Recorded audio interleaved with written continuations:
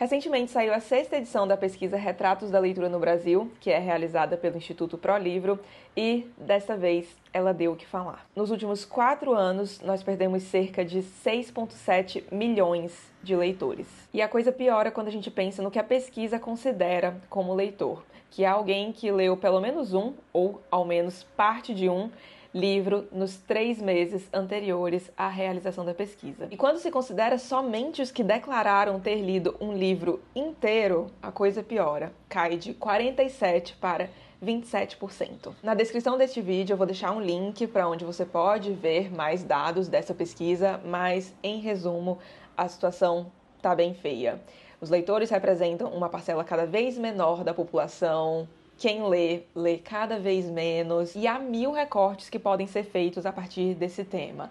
A gente pode pensar na questão da desigualdade, que infelizmente é algo tão presente no nosso país, de privilégios, de jornada de trabalho, questão de tempo para leitura, apesar de que eu podia fazer todo um outro vídeo destinado a essa questão do tal do tempo para leitura, mas talvez fique de papo para outro vídeo, deixem aqui nos comentários se vocês têm interesse. Enfim, todos esses recortes são muito válidos, mas eu queria propor aqui um hoje, que é o que nós, leitores, podemos fazer em relação a isso, para tentar reverter um pouco desse cenário. E eu digo nós, leitores, porque se você clicou neste vídeo, a probabilidade de que você seja leitor é relativamente alta. Então vou colocar aqui alguns dos obstáculos que eu vejo à leitura nos dias de hoje, alguns, não todos, prestem atenção nisso, e apontar algumas posturas que, na minha opinião, devem ser estimuladas e outras que deveriam ser evitadas, porque eu acho que a verdade é que tem muito leitor aí que faz um baita de um desserviço à leitura. E eu queria que vocês enxergassem este vídeo e a seção de comentários como uma espécie de bate-papo, troca de ideia mesmo sobre o tema, para ver se a gente consegue chegar a algum lugar aqui. Bora lá então.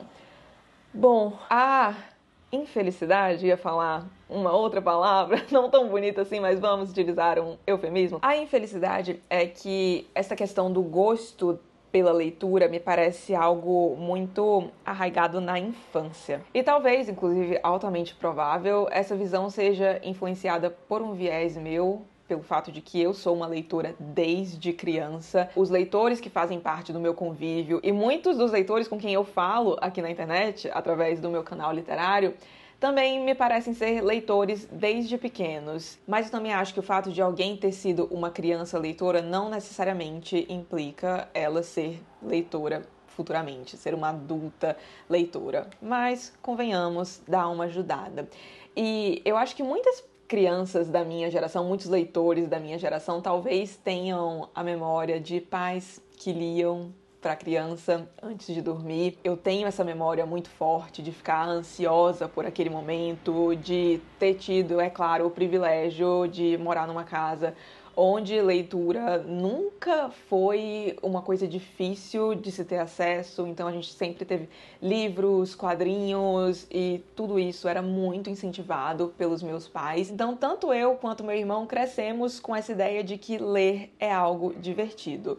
Uma ideia que deve ser muito mais difícil de se ter quando você está ali na adolescência e tem acesso a algo como um celular, que é capaz de te fornecer tantas recompensas de forma gratuita, enquanto a recompensa da leitura, convenhamos, apesar de muito prazerosa, é uma atividade que requer certo labor, muito mais trabalho do que você ficar rolando a telinha da sua rede social favorita. E as crianças hoje em dia têm acesso a isso aqui cada vez mais cedo. Eu fui ter o meu primeiro celular, se eu não me engano, eu tinha cerca de uns 11, 12 anos, eu acho que eu tinha 12 anos, e eu lembro que meus pais demoraram pra me dar um celular. Eu lembro que eu tinha ódio, porque muitos dos meus colegas tinham celular, as minhas amigas tinham o famoso V3 rosa, que eu inclusive ganhei, foi o meu primeiro celular, foi um V3 rosa. Eu ficava, meu Deus, mas todo mundo tem, e eu não. Então, enquanto muitos dos meus amigos estavam lá, se entretendo com o celular, baixando joguinhos, as musiquinhas, etc.,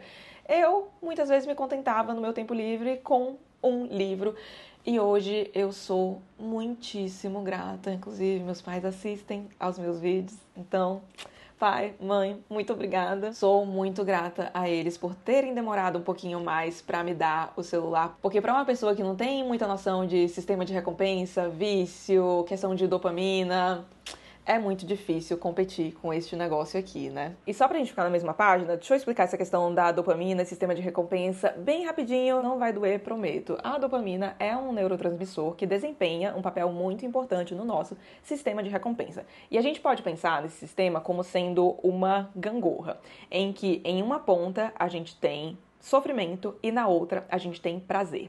E essa balança gosta de ficar em equilíbrio, então nem muito inclinada para o lado do prazer e nem muito inclinada para o lado da dor. Quando a gente tem um episódio em que nós temos muito prazer, então essa gangorra vai ficar inclinada para o lado do prazer, só que ela quer ficar em equilíbrio. Então vai ter uma atuação aqui na parte da dor para essa gangorra ficar em equilíbrio. Segura essa ideia. A dopamina é responsável pela questão da motivação, então a gente se sentir motivado a fazer algo. E quanto mais dopamina um comportamento ou uma ação libera, mais aditivo é esse comportamento, essa substância, essa ação, enfim. E é justamente o caso deste bichinho aqui, que é altamente dopaminérgico e te dá um prazer bastante fácil. Visualiza aí você em meio a um dia de trabalho pesado e pensa, pera, preciso relaxar, quero me sentir bem aqui um pouquinho. Muitas vezes o que você vai fazer? Catar o seu celular que está do seu lado, abrir, sei lá, Instagram, TikTok, ficar rolando. Enquanto você tá lá rolando, você tá achando ótimo, mas tem uma hora que você tem que parar. E quando você tem que parar, meu amigo, porque o que acontece? Essa gangorra ficou inclinada bastante rápido pro lado do prazer, só que lembremos, ela quer ficar em equilíbrio. Então vem o sofrimento com força para tentar equilibrar essa balança. E agora, aplicando o raciocínio da gangorra para a leitura, eu sinto que para a leitura a gangorra vai sendo inclinada para o lado do prazer de forma mais gradual. Não é tipo, meu Deus, abri um livro, pá, vem um monte de sensação boa, quando como eu vejo um reel de pandinhas vermelhos, por exemplo. Sim, eu sou completamente viciada em reels de pandinhas vermelhos. E aí, em contrapartida, quando a balança quiser se equilibrar, então vier a questão do sofrimento,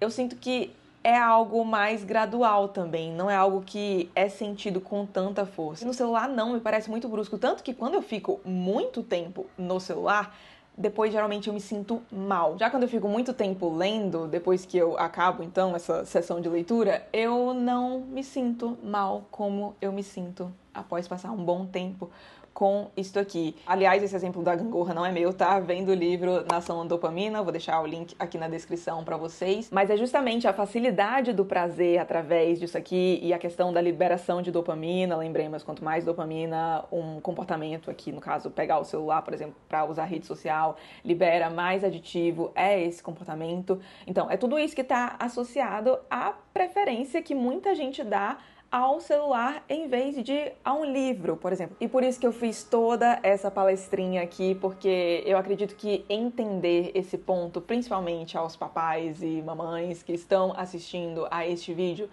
é muito importante. Porque eu acredito piamente que isto aqui, não o celular em si, mas o que tem aqui dentro, redes sociais, essas coisas que geralmente são acessadas pelo celular, são em grande parte responsáveis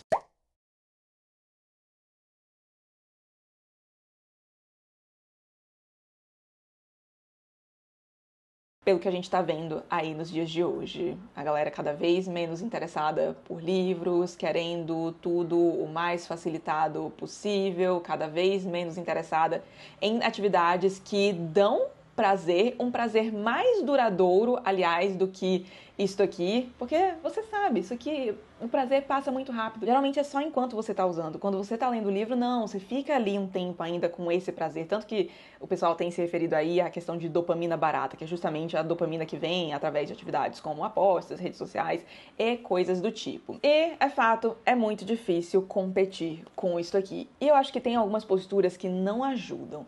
Porque eu entendo que muitas vezes a gente, nessa ânsia de, principalmente nós leitores que sabemos os benefícios da leitura, a gente acaba querendo que as pessoas leiam também, e muitos, principalmente pais, tios, enfim, responsáveis, acabam assumindo uma postura de não, você tem que ler, você tem que fazer isso, ou não, isso aqui é importante, e a pessoa que é o alvo daquilo não entende muito bem isso. E tem um autor chamado Daniel Pennac, que é autor de um livro que eu adoro, chamado Como um Romance, que tem uma frase muito boa. Ele diz que ler, assim como amar, é um verbo que não suporta o imperativo. O que ele quer dizer com isso? E eu concordo. Simplesmente que discursos que você precisa ler, senta aqui, você vai ler esse negócio, tem que ler. Discursos desse tipo não tendem a funcionar. No lugar disso, o que funciona melhor? Você adequar o seu discurso. Então, tá falando com uma criança que é muito aberta, né? Crianças são seres muito curiosos por natureza, geralmente. Então, falar da história de um jeito muito cativante, que aguce a curiosidade dessa criança. O Daniel Pennac, aliás, usando um exemplo dele novamente, ele fala de algo que, se eu não me engano, foi ele próprio que viveu em relação à Guerra e Paz, do Tolstói. O irmão dele, então, estava lendo esse livro enorme, que é Guerra e Paz, e o Daniel Pennac, meio desinteressado, perguntou do que se tratava aquele livro. E aí o irmão resumiu Guerra e Paz em uma frase, falando de Guerra e Paz como se fosse uma fofoca. Tipo, a história... Vou citar aqui um exemplo aleatório, tá? É a história de um cara que gosta dessa mulher aqui, mas ela acaba se casando com outro, ponto. E o Daniel Pennac, depois de adulto, pensa que, obviamente, o irmão dele sabia que Guerra e Paz não podia ser reduzido a um negócio desse. Só que o que ele queria fazer era atiçar a curiosidade do irmão dele. E isso ele conseguiu justamente ajustando o discurso dele. E eu acho que muitas vezes é meio que isso, sabe? A maneira como você apresenta algo. Porque a maioria da população vê a leitura como algo super chato. Tipo, ainda mais um livro enorme. Meu Deus do céu, como assim você tá lendo esse negócio muito chato?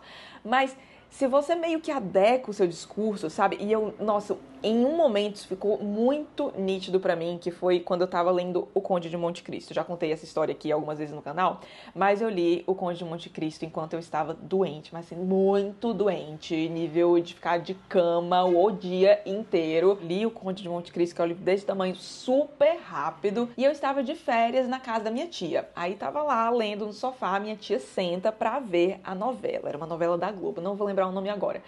Gente, mas eu dei uma olhada naquela novela porque eu achei um aspecto intrigante. Aí fiquei olhando.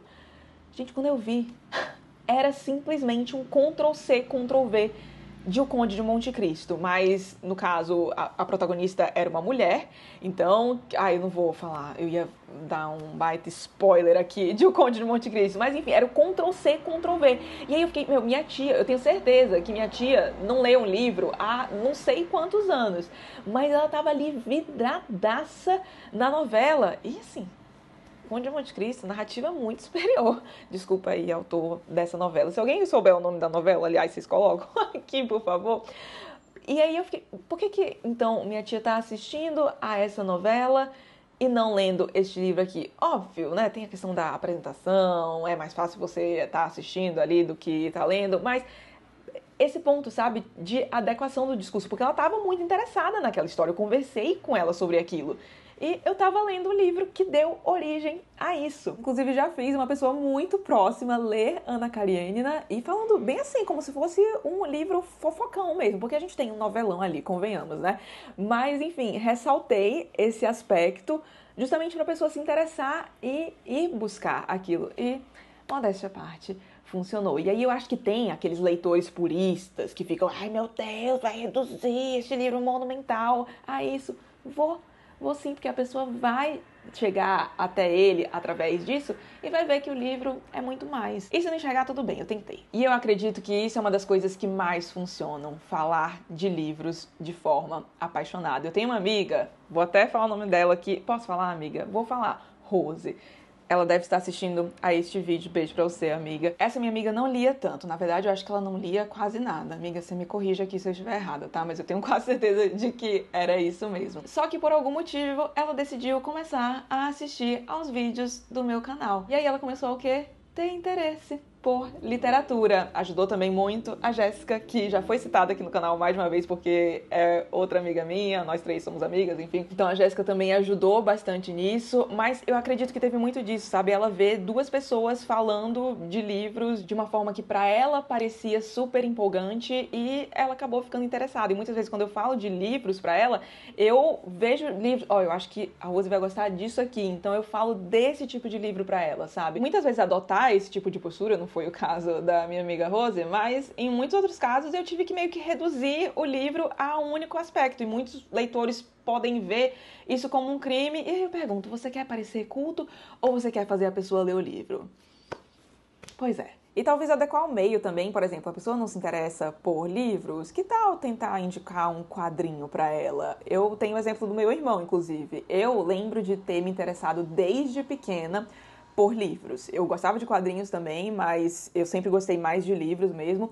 E com meu irmão foi o contrário. Ele se interessava muito mais pelos quadrinhos e só depois, mais para adolescência e vida adulta, que ele foi se interessar por livros mesmo. Mas isso começou lá com os quadrinhos, com a famosa e maravilhosa Turma da Mônica. E uma outra coisa que pode funcionar bastante para esses leitores que dizem querer espalhar a palavra da literatura, e aliás, maravilhoso, é simplesmente não atrapalhar.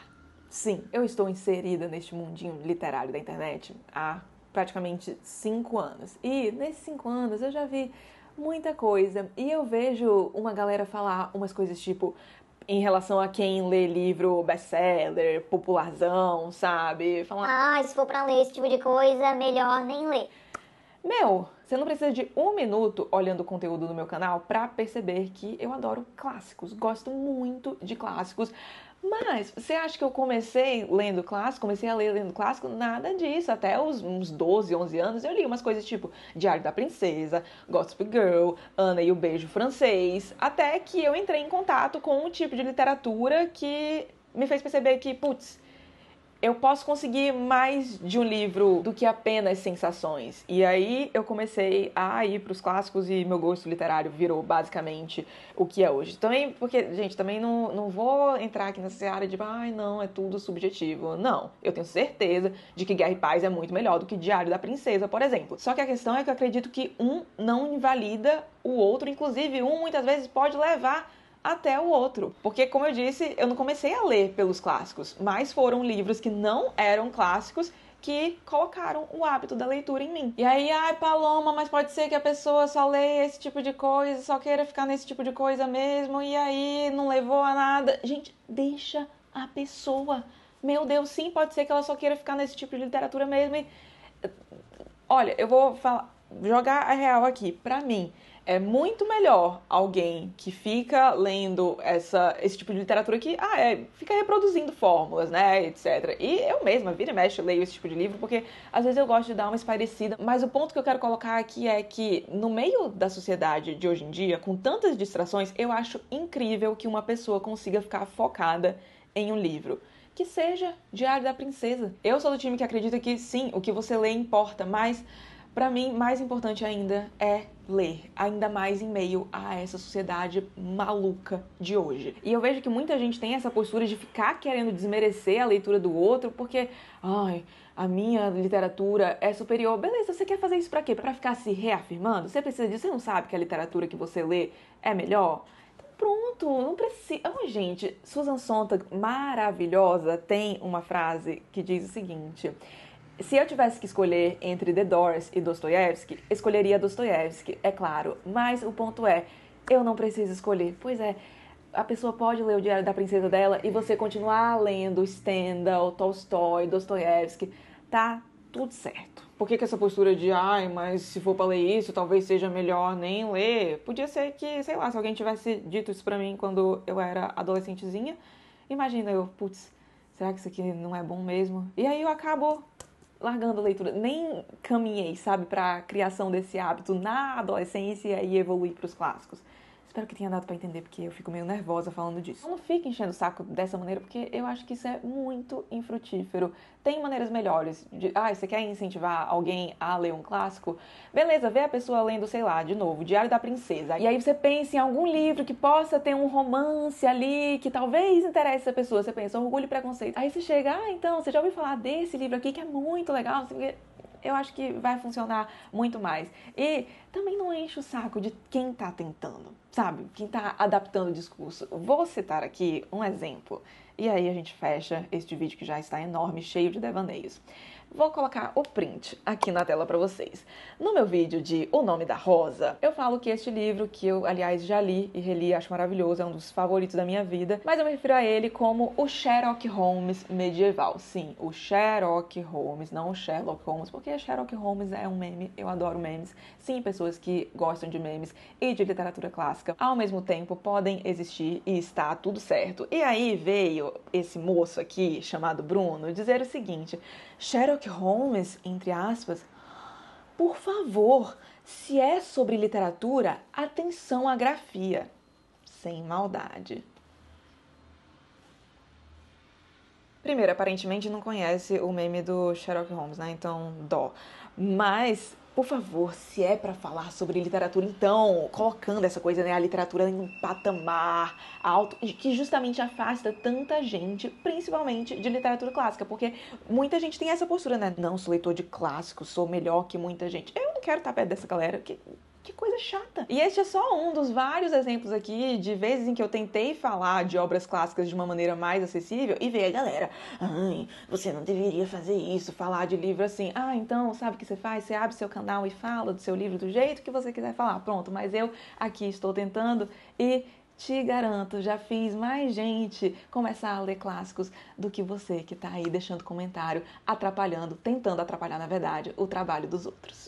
E chega, né? Que o sol já tá indo embora, o vídeo tá ficando super escuro. Espero que o vídeo dê pano pra manga, pra discussão. Isso aqui, o intuito não é resolver o problema do mundo, não é mesmo. Eu quis só colocar algumas ponderações, algumas coisas que vieram à minha cabeça depois de ver essa pesquisa, alguns comentários também sobre elas, falando muito da galera do TikTok, do tipo de livro que se lê, pensando nessa questão de redes sociais também, como é difícil competir com isso aqui, o que talvez a gente possa fazer, mas enfim. Foi só um arranhãozinho numa superfície muito maior. E fico então aguardando os comentários de vocês. Se vocês tiverem algum complemento a fazer, por favor, fiquem mais que à vontade aqui nos comentários. Sempre com educação, é claro. Por favor, vou ficar feliz de continuar a conversa com vocês aqui nos comentários. Se você gostou do vídeo, não esqueça de deixar um like e de se inscrever aqui no canal, caso não sejam inscritos ainda. Um grande beijo e até o próximo vídeo.